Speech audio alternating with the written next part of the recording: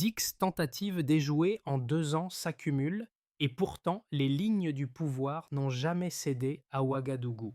Au même moment, les valises d'argent saisies et les réseaux financiers parallèles exposent un contraste frappant entre l'ampleur des moyens engagés et l'incapacité persistante à contourner le cercle sécuritaire resserré autour d'Ibrahim Traoré. Que signifie réellement cette succession d'attaques manquées pour ceux qui observent la région comme un simple décor lointain, alors qu'elle révèle des mécanismes beaucoup plus profonds? Et si ces chiffres n'étaient que l'ombre d'une bataille plus vaste prête à refaire surface? Ce récit propose une lecture méthodique d'un enchaînement d'événements qui, derrière leur apparence fragmentée, composent une architecture de risques rarement exposée avec autant de netteté. L'intérêt majeur réside dans une promesse simple: offrir au lecteur une grille de compréhension opérationnelle, 10 à 12 mots, qui permettent d'identifier rapidement où se situent les points de rupture potentiels. Cette approche repose sur l'examen des flux financiers atypiques, de la synchronisation progressive des cellules clandestines et de l'évolution des tactiques employées pour tenter de fissurer l'appareil sécuritaire burkinabé, trois variables qui, mises bout à bout, transforment ce dossier en indicateur structurant des tensions régionales. Sang Sang, la multiplication des opérations avortées montre que les pressions extérieures n'ont pas seulement intensifié leurs tentatives, elles ont modifié la manière dont elles sondent, testent et ajustent leurs leviers dans le Sahel. Un micro-hook demeure alors ouvert. Si autant de signaux convergent, à Sortoros, quelle dynamique sous-jacente cherche réellement à redéfinir l'équilibre politique de la région? 10 opérations coordonnées identifiées entre 2002 et 2024 constituent le premier indice concret. Les tentatives n'étaient pas des épisodes autonomes, mais les éléments articulés d'un réseau structuré opérant par paliers successifs. La saisie d'une valise contenant 5 milliards de francs CFA fournit un second signal massif révélant l'existence d'une chaîne financière bien plus étendue que ce que les premiers rapports laissaient penser. Ce double révélateur modifie immédiatement la perspective. Ce qui semblait relever d'initiatives isolées devient la preuve d'une stratégie cumulative, où chaque action échouée prépare la suivante en ajustant les leviers d'influence. L'implication répétée d'acteurs extérieurs, croisée avec les remontées internes, démontre que la pression ne visait pas uniquement une prise de pouvoir soudaine, mais l'érosion graduelle d'un centre décisionnel jugé trop autonome. Dès les premières infiltrations, les signaux convergent vers un objectif clair: tester la cohésion interne avant qu'Ibrahim Traoré ne consolide totalement le contrôle sécuritaire du pays. Dans cette chronologie resserrée, les interventions rapides de plusieurs unités permettent de cartographier l'évolution des tactiques employées. D'abord des approches individuelles, prudentes, presque expérimentales, ensuite des tentatives synchronisées, appuyées par des circuits financiers transnationaux, enfin des opérations hybrides combinant infiltration, perturbation des communications et tentatives de fragmentation hiérarchique. Cette trajectoire montre comment les pressions extérieures se sont adaptées en temps réel, transformant chaque échec en diagnostic opérationnel. En parallèle, un autre élément clé du contexte se précise. La région du Sahel devient l'espace où se rejouent plusieurs rivalités internationales, cherchant à modeler les alliances sécuritaires, à capter les ressources stratégiques et à redéfinir les équilibres militaires. Le Burkina Faso, pivot fragile mais central, se retrouve au croisement de ces dynamiques, tandis que les garnisons renforcent leurs protocoles et que les chaînes de commandement s'ajustent face aux intrusions répétées. La question ouverte révélée en P1 trouve y un premier éclairage. Si autant d'opérations échouent, malgré les moyens engagés, c'est que la structure interne a résisté plus vite que les tentatives n'ont pu s'adapter. Le basculement analytique devient tangible lorsqu'on observe deux trajectoires individuelles qui, chacune à leur manière, révèlent comment les premières secousses ont façonné la réponse interne. Le premier cas provient d'une garnison stratégique où un jeune sous-lieutenant signale, dès les premiers mois de 2024, l'approche inhabituelle d'émissaires se présentant sous couvert d'opportunités professionnelles. Leur discours, calibré pour paraître anodin, repose pourtant sur un schéma récurrent: offrir une promotion accélérée en échange d'un alignement discret. Ce signal, transmis sans délai à l'état-major, permet d'identifier l'existence d'un maillon déjà en cours de consolidation.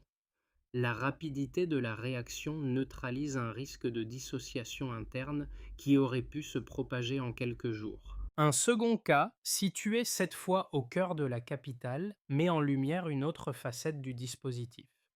Un adjudant expérimenté est approché par un individu doté d'une couverture commerciale crédible, mais porteur de documents chiffrés renvoyant à des comptes établis hors du Sahel. Pris isolément, l'incident pourrait paraître mineur. Replacé dans la séquence d'événements, il révèle une tentative de créer plusieurs microcellules capables de s'activer simultanément. L'intervention immédiate démantèle ce début de réseau avant qu'il ne génère une confusion opérationnelle dans plusieurs unités. Ces deux trajectoires, mises en parallèle, montrent comment la vigilance individuelle précède souvent la stabilisation institutionnelle. Elles éclairent aussi l'un des mécanismes centraux du dossier. La résistance n'a pas reposé uniquement sur la structure, mais sur une chaîne d'alerte précoce émanant d'acteurs répartis dans des environnements et à très différents.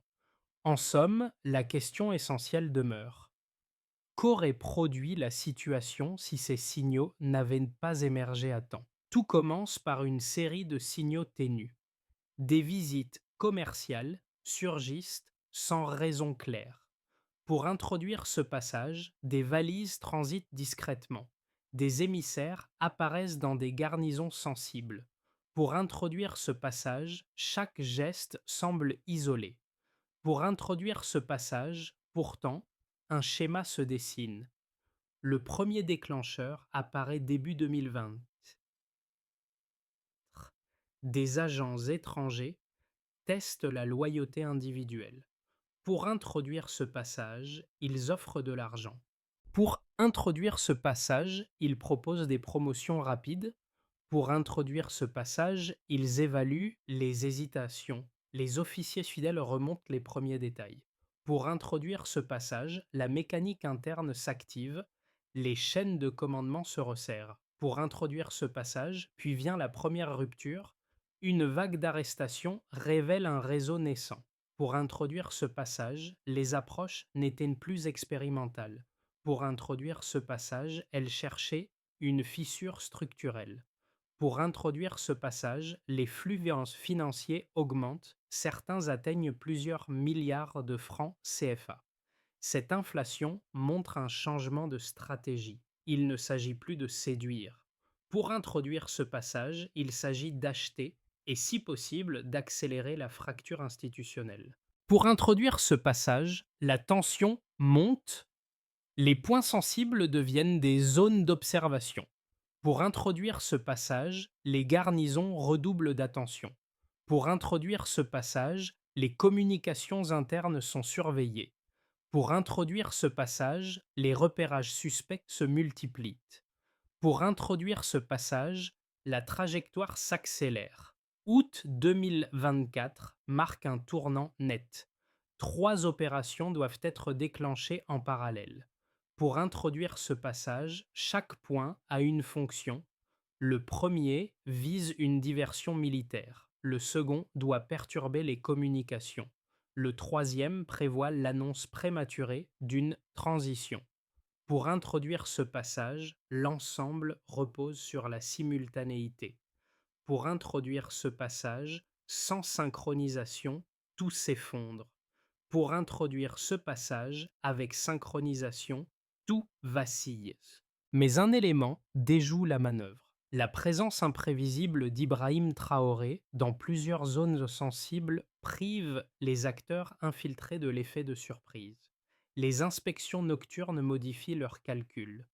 Pour introduire ce passage, les relais hésitent. Pour introduire ce passage, certains reculent.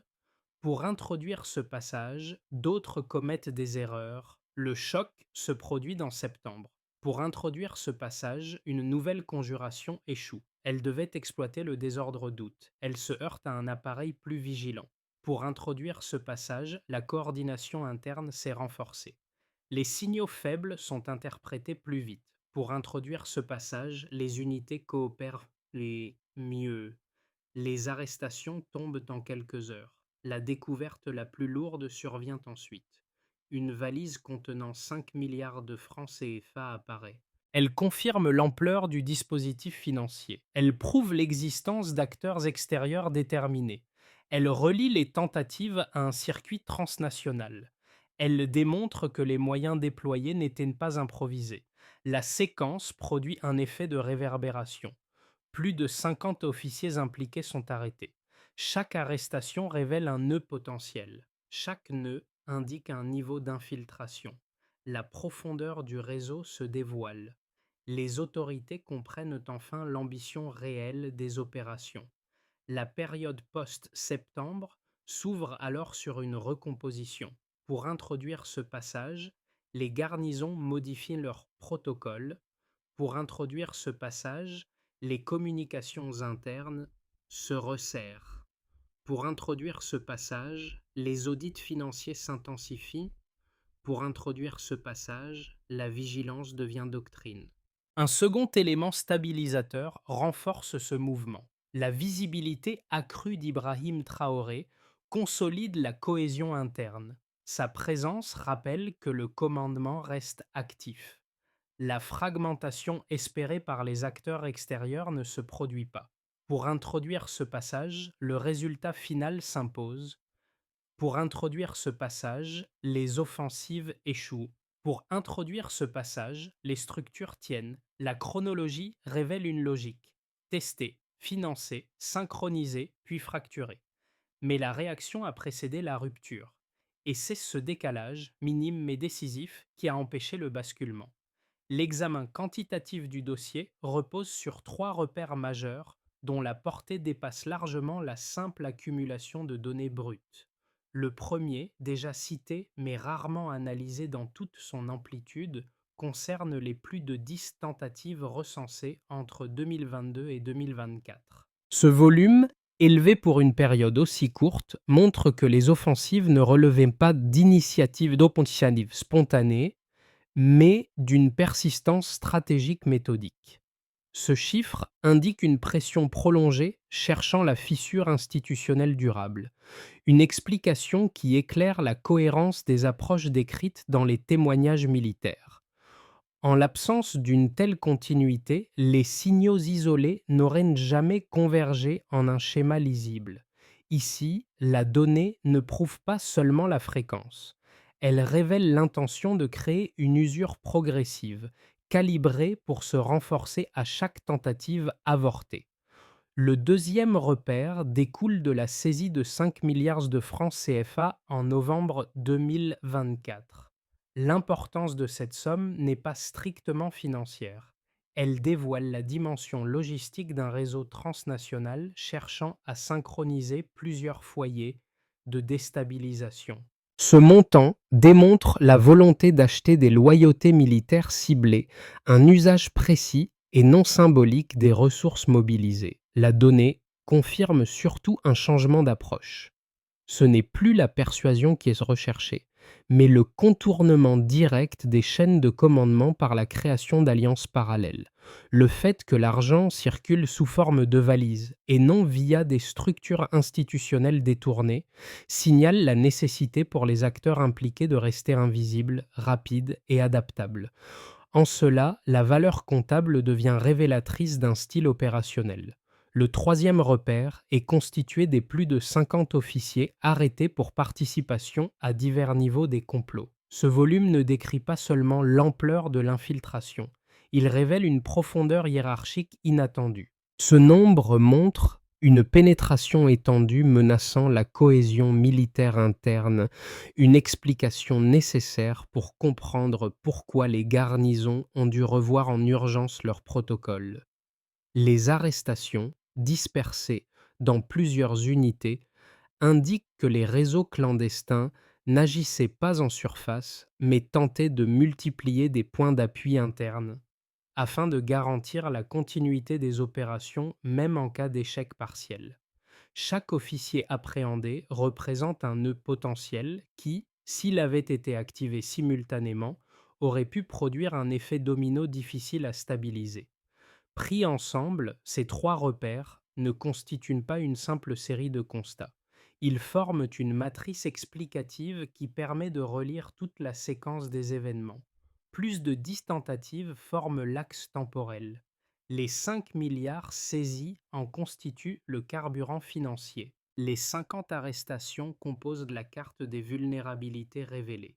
L'analyse croisée transforme alors les faits brut en trajectoire lisible. D'abord sonder, ensuite investir, enfin infiltrer. À chaque étape, les données permettent de suivre les ajustements tactiques opérés depuis l'extérieur et les réponses institutionnelles qui ont cherché à devancer la rupture. Cette structure tripartite éclaire aussi le paradoxe central. Plus les offensives se multiplient, plus l'appareil interne se renforce. Une telle inversion, rare dans ce type de contexte, montre que les données ne retracent pas seulement la pression exercée, mais le mécanisme de résilience qu'elle a involontairement activé. Pour comprendre les tensions entourant le Burkina Faso, il faut d'abord présenter avec loyauté les arguments avancés par certaines puissances extérieures afin d'expliquer leur présence active dans le Sahel. Le premier argument repose sur une thèse sécuritaire. Selon cette vision, toute fragilisation interne du Burkina Faso risquerait de provoquer un effet domino déstabilisant l'ensemble de la région. L'argument affirme qu'une intervention précoce, même par des moyens non conventionnels, serait nécessaire pour prévenir une montée des groupes armés et protéger les routes migratoires ainsi que les intérêts européens. L'idée maîtresse est simple: agir en amont pour éviter un effondrement à grande échelle. Le second argument s'appuie sur la question des ressources stratégiques. Le Burkina Faso dispose d'or, de manganèse et de phosphate en quantité significative, et les partisans de cette position soutiennent que leur gestion doit s'intégrer dans des chaînes économiques internationales afin d'assurer stabilité et bénéfices globaux. Dans cette logique, l'autonomisation politique trop rapide serait perçue comme un risque susceptible de perturber l'approvisionnement mondial et d'affaiblir les équilibres économiques régionaux. L'intervention viserait donc, selon ces acteurs, à préserver une continuité structurelle et à éviter une fragmentation du marché. Ces deux arguments gagnent en cohérence lorsqu'ils sont pris séparément. Cependant, confrontés aux données documentées entre 2022 et 2024, ils trouvent leurs limites. Les faits enregistrés montrent plus de 10 tentatives d'assassinat ou de renversement impliquant des opérations clandestines financées par l'extérieur. Une valise de 5 milliards de francs CFA, saisie en novembre 2024, contredit directement la notion d'intervention préventive. Acheter des loyautés militaires n'est pas une mesure de stabilisation, mais une action de déstabilisation ciblée. Enfin, l'arrestation de plus de 50 officiers liés à ces réseaux révèle une intention non pas de renforcer les institutions, mais de les fragmenter de l'intérieur. La cohérence revendiquée par les arguments extérieurs se heurte ainsi à la nature même des opérations menées, qui sapent les chaînes de commandement au lieu de les consolider. En somme, la confrontation entre les justifications affichées et les faits observés révèle une divergence structurelle. Les discours invoquent la stabilité, tandis que les données décrivent un mécanisme d'ingérence prolongée. Pour introduire ce passage, le centre de gravité bascule. Ce basculement apparaît clairement lorsque les enquêtes de novembre 2024 révèlent que les agents financés par des puissances extérieures n'opéraient plus en cellules dispersées, mais en branches d'un même dispositif régional couvrant plusieurs pays du Sahel.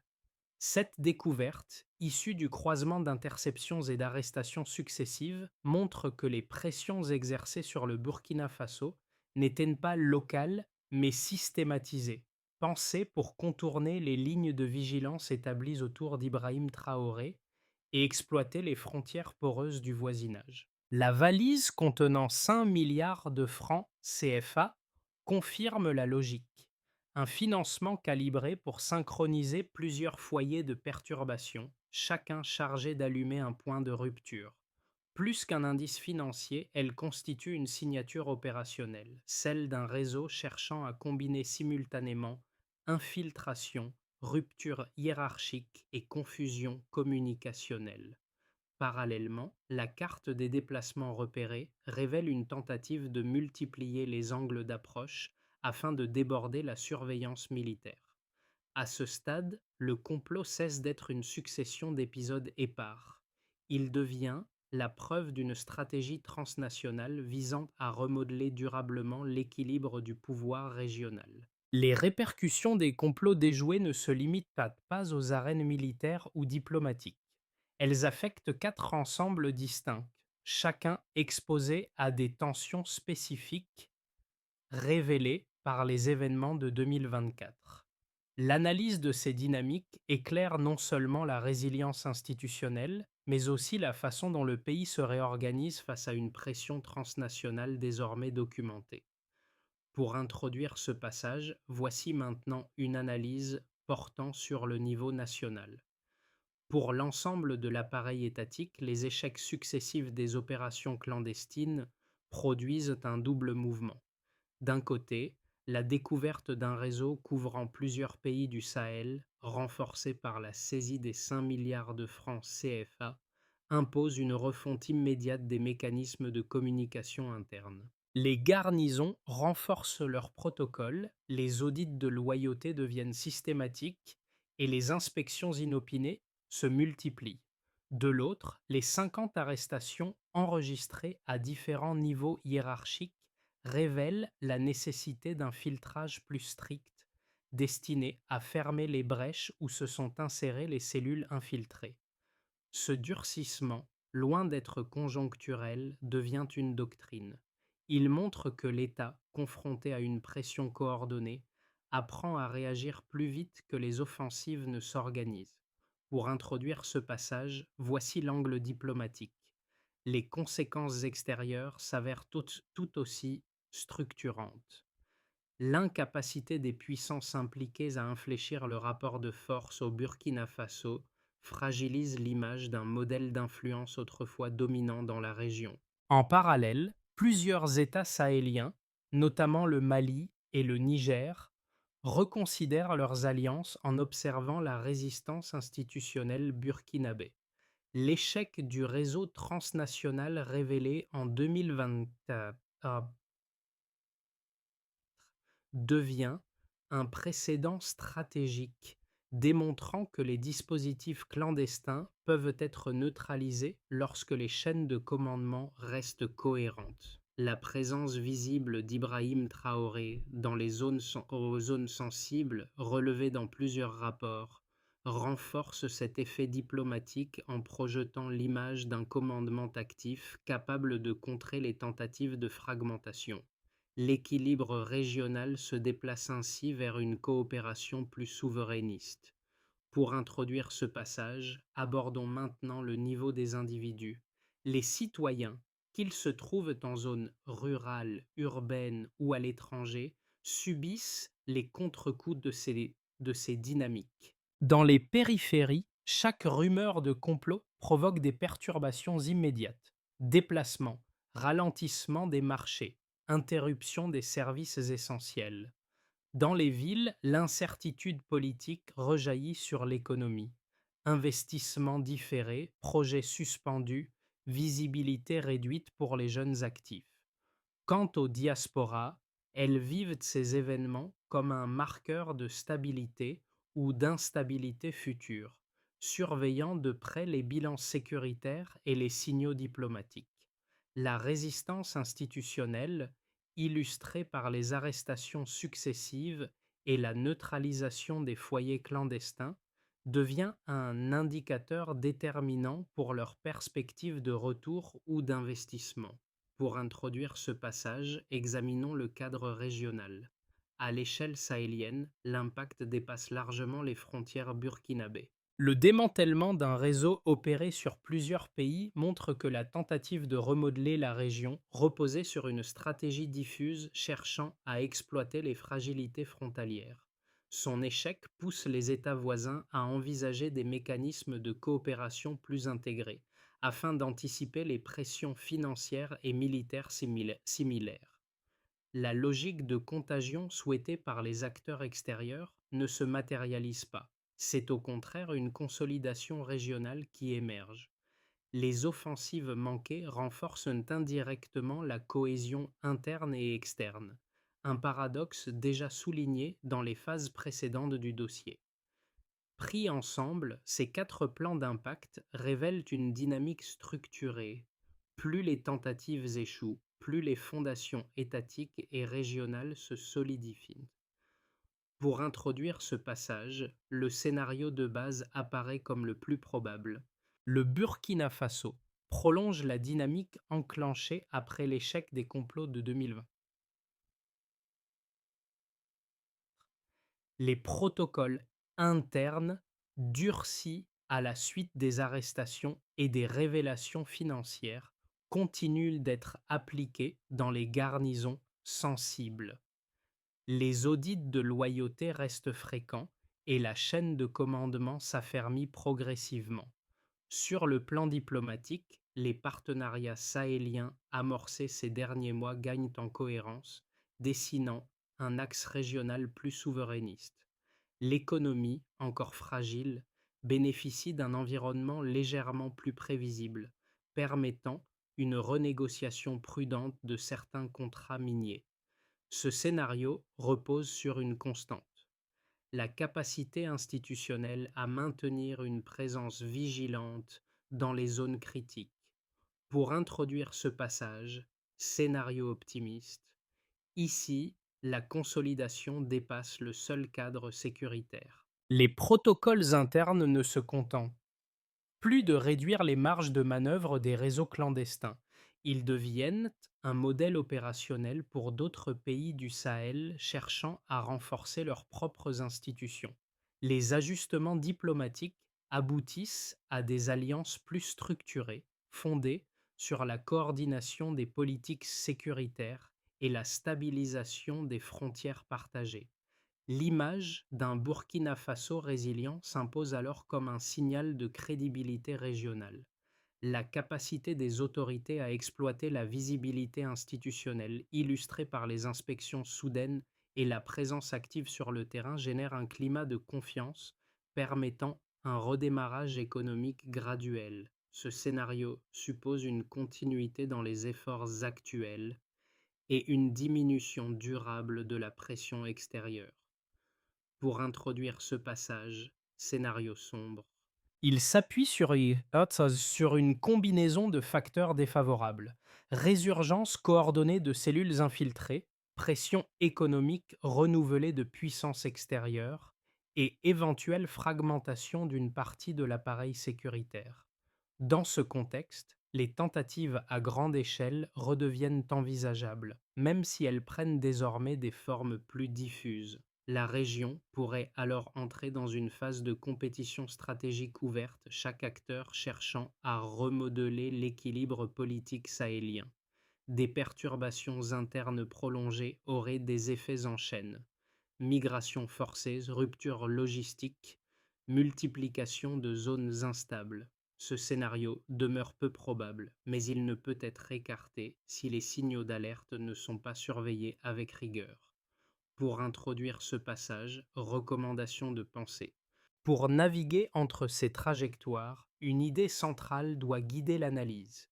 Ce n'est pas l'intensité des pressions extérieures qui déterminera la suite, mais la vitesse de réaction interne, la capacité à anticiper plutôt qu'à subir. Les événements qui ont secoué le Burkina Faso entre 2022 et 2024 ne se traduisent pas uniquement par des recompositions institutionnelles ou diplomatiques. Ils s'inscrivent aussi dans la vie quotidienne de plusieurs catégories de citoyens, chacune exposée à des formes distinctes d'incertitude et d'ajustement. Pour les communautés rurales et périphériques, la question centrale reste la continuité des conditions de sécurité. Chaque rumeur de complot, chaque mouvement militaire inhabituel entraîne des effets immédiats: déplacements temporaires, fermeture de marchés, perturbations dans l'accès aux services essentiels. Ici, la stabilité ne se mesure ni en communiqué officiel, ni en débats politiques, mais dans la possibilité de cultiver, de commercer et de circuler sans interruption. Ces populations lisent que les tentatives de déstabilisation comme des risques concrets, parfois quotidiens. Dans les grandes villes, les préoccupations se déplacent vers l'économie. Les tensions internes retardent les investissements, ralentissent les projets structurants et créent une atmosphère d'attentisme. Les jeunes diplômés, en particulier, suivent avec attention l'évolution des équilibres sécuritaires et diplomatiques, car leur insertion professionnelle dépend d'un climat prévisible. Leur engagement accru dans le débat public témoigne d'une volonté d'anticiper les trajectoires possibles plutôt que de les subir. Pour les citoyens établis à l'étranger, les événements prennent une dimension double: inquiétude pour leurs proches et observation attentive de l'image internationale du pays. Les signaux diplomatiques, les arrestations successives et les ajustements sécuritaires influencent directement leurs projets de retour, leurs transferts financiers ou leur participation à des initiatives transnationales. Dans ce groupe, chaque tentative avortée devient un indicateur de résilience ou de fragilité. Au croisement de ces trois perspectives, une même idée se dessine: la stabilité n'est pas un concept abstrait, mais un levier qui conditionne décisions individuelles, espoir collectif et capacité d'action à long terme. Renforcer durablement la résilience du Burkina Faso nécessite une organisation structurée, fondée sur des acteurs clairement identifiés, des mécanismes mesurables et un calendrier cohérent. Les événements de 2022-2024 montrent que les pressions extérieures n'opèrent pas par à-coups, mais par séquences successives. La réponse doit donc suivre une logique d'anticipation plutôt que de réaction. Une feuille de route s'impose. Pour introduire ce passage: 1. Reconsolider l'unité institutionnelle immédiat. L'exécutif, les forces armées et les autorités locales doivent synchroniser leurs protocoles de communication afin de réduire les zones d'ambiguïté exploitées par les réseaux infiltrés. Le succès se mesurera à la diminution des incidents disciplinaires et à la stabilisation des chaînes de commandement. 2. Assainir les flux financiers sensibles. 0-6 mois. Les unités d'investigation et le ministère de l'économie doivent renforcer les audits portant sur les mouvements de fonds atypiques, en particulier ceux liés aux garnisons. La saisie des 5 milliards de francs CFA a montré à quel point la pression financière reste un angle d'attaque central. Les indicateurs clés seront le nombre de transactions bloquées et la réduction des circuits opaques. 3. Renégocier les partenariats régionaux. 6-12 mois. Sous l'impulsion d'Ibrahim Traoré, la consolidation d'un axe sahélien souverainiste peut servir de rempart contre les influences extérieures. L'efficacité se mesurera à la coordination des politiques sécuritaires et à la stabilité des frontières partagées. 4. Moderniser les infrastructures vitales continues. Les secteurs de l'énergie, des transports et des mines doivent être sécurisés pour limiter les opportunités de sabotage ou de pression étrangère. La résilience dépendra de la continuité logistique et de l'augmentation de la production locale. 5. Instituer un cadre permanent d'alerte rapide 12 mois. Une cellule interinstitutionnelle dédiée permettra d'isoler les risques avant qu'ils ne deviennent opérationnels. Le critère principal sera la rapidité de détection. L'ensemble repose sur une idée simple: anticiper plus vite que les pressions ne s'organisent. Au moment de refermer ce parcours dense, une image persiste, celle de ces officiers qui, comme le sous-lieutenant et l'adjudant évoqués plus tôt, ont choisi d'alerter plutôt que de céder. Leurs gestes, minuscules en apparence, ont constitué les premiers remparts contre la fragmentation silencieuse que les réseaux infiltrés espéraient déclencher. Cette fidélité discrète, née dans les marges du quotidien militaire, a façonné l'ossature même de la résistance institutionnelle.